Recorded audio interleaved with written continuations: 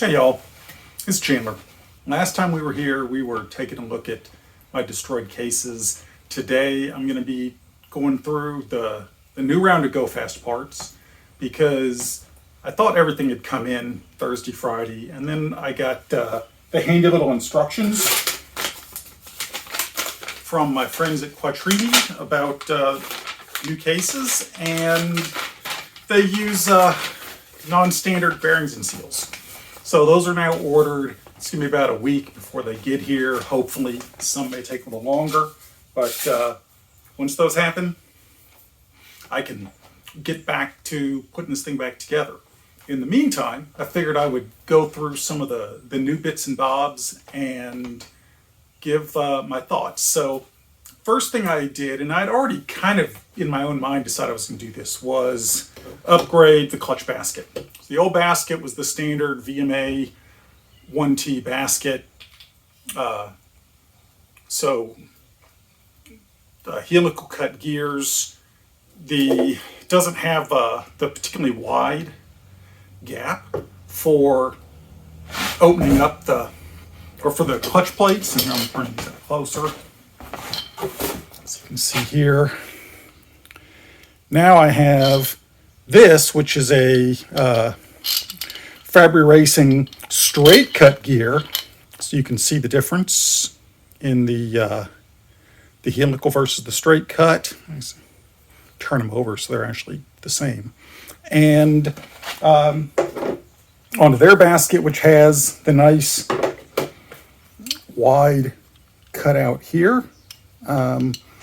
So I don't have the springs in yet, but Allen head bolts for the actual gear attachments. That's pretty nice. One thing, I ordered a new set of plates,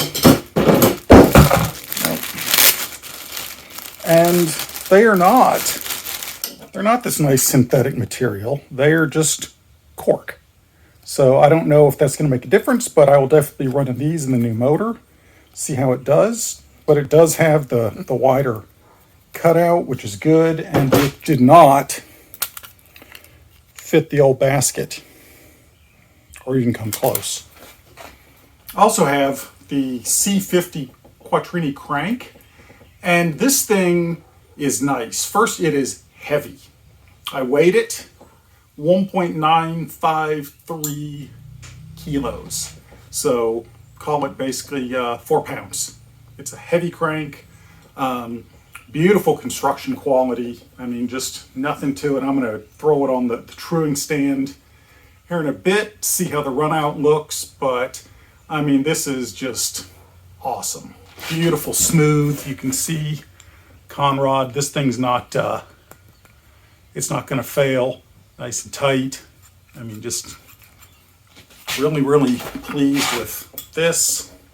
Have the cylinder head. I want to take a minute to talk about this. So if you look at the old head, I had cut out and put in just a spark plug ring CHT sensor, and not real happy about that. So on this new one, I'm actually thinking ahead, and so it's going to get this guy, which is also a CHT sensor, but he drills in, so it'll go in like basically like so.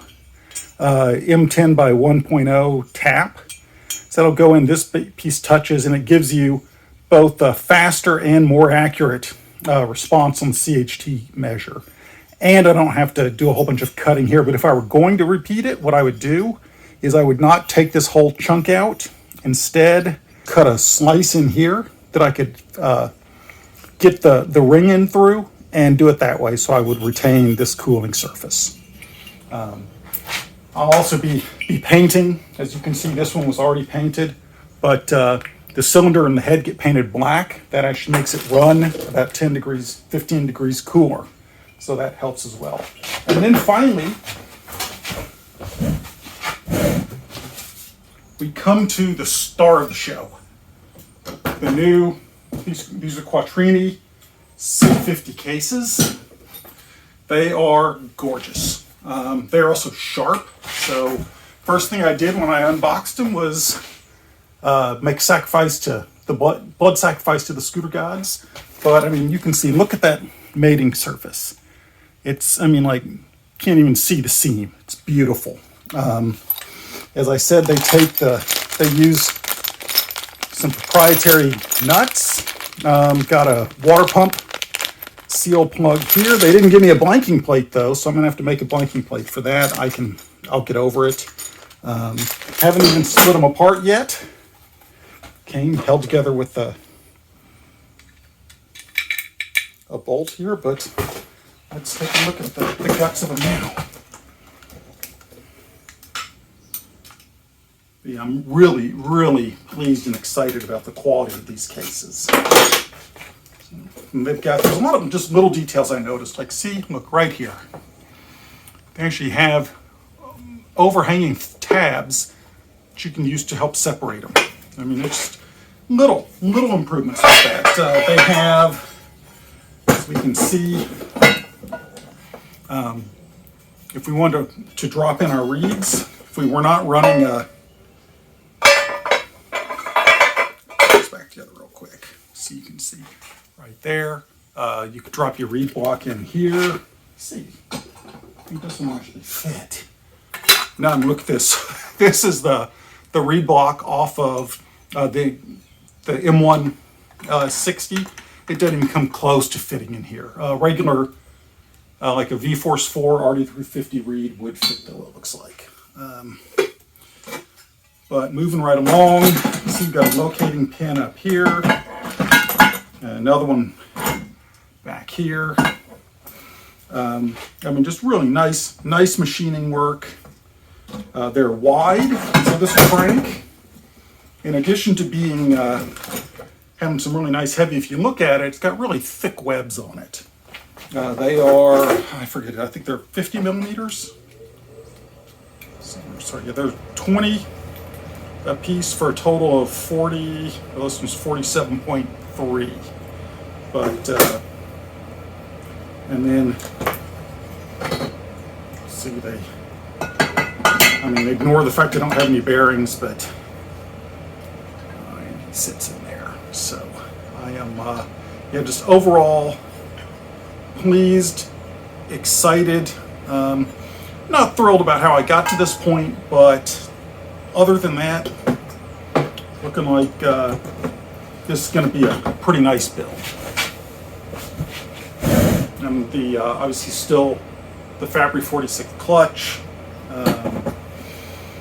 and the PK cover. So that's things may be kind of quiet here for a bit, but that's what's going to be going on in the background, getting these ready so that as soon as those main bearings and seals come in, I will be ready to go.